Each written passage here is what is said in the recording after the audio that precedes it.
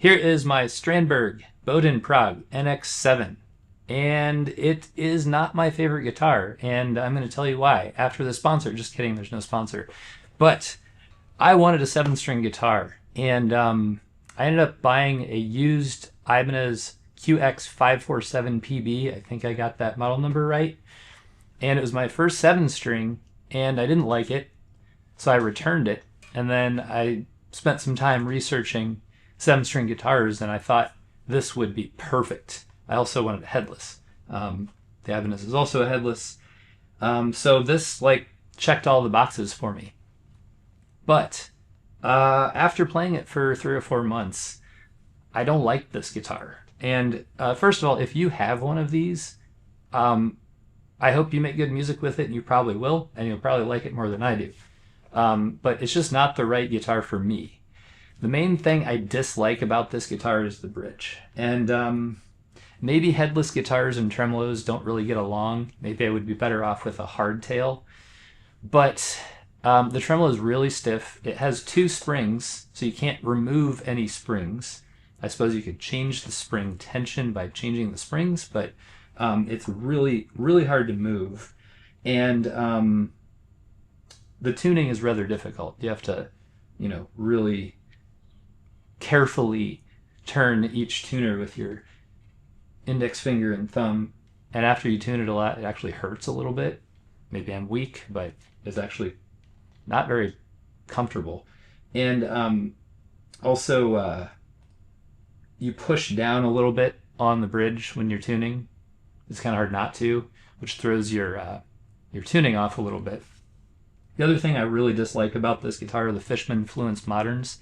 I know a lot of people love these pickups, but they sound really cold and harsh to me. I really prefer the sound of passive humbuckers.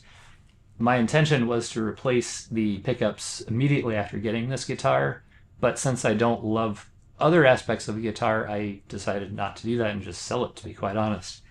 During the intro, you heard it on the Voice 1, which is the modern active mode.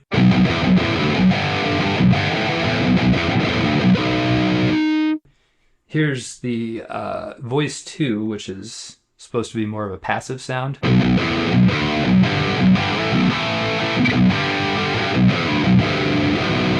And it does sound a little bit more like a passive humbucker, but it's a little bit more cold in the Voice 1, I think. More aggressive, more focused, as people say who like these pickups, but I think it sounds cold. Another thing I don't like about the guitar is, believe it or not, the aesthetics. I thought, looking at pictures of this guitar online, that this was one of the coolest looking guitars I'd ever seen. And then I recorded myself playing it in a video and watched the video, and I'm like, that looks kind of stupid. I mean, I think Strandberg did a good job on the aesthetics, but I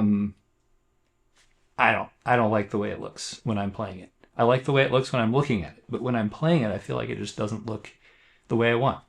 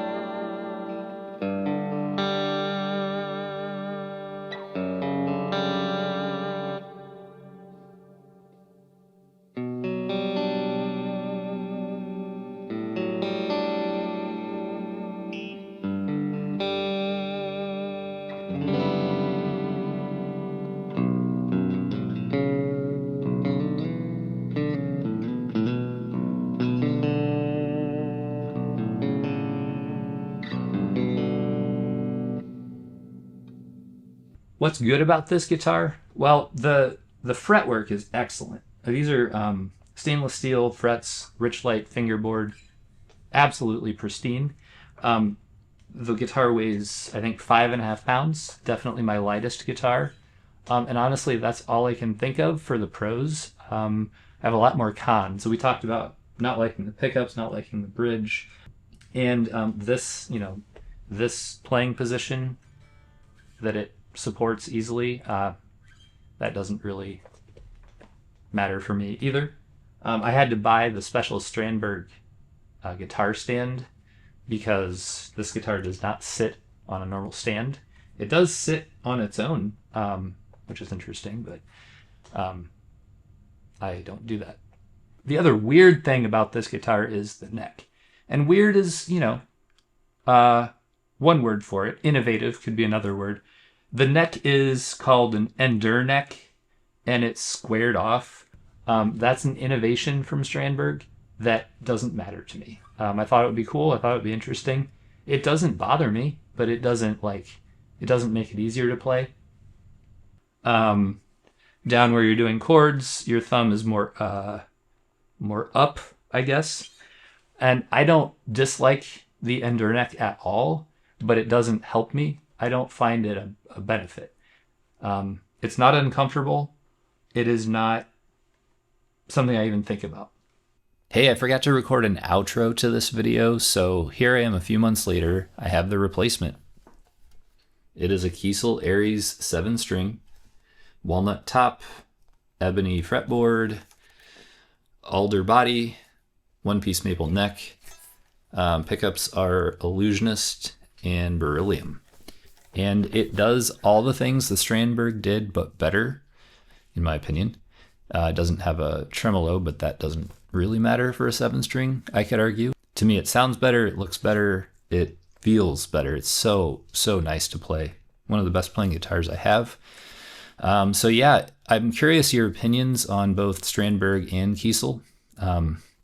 If you're mad at me for trashing on Strandberg, feel free to let me know in the comments. As I said, it just wasn't the guitar for me, and I'm not looking down on anyone who has one or thinks they're cool. But sometimes we do have to live with an instrument for a few months before we know if it's any good. You can't always tell from 15 minutes of playing in a store if a guitar is going to work out for you. And that was the case for me with the Strandberg. So thank you for watching. Please check out Evade the Eye on streaming services, and I will see you later.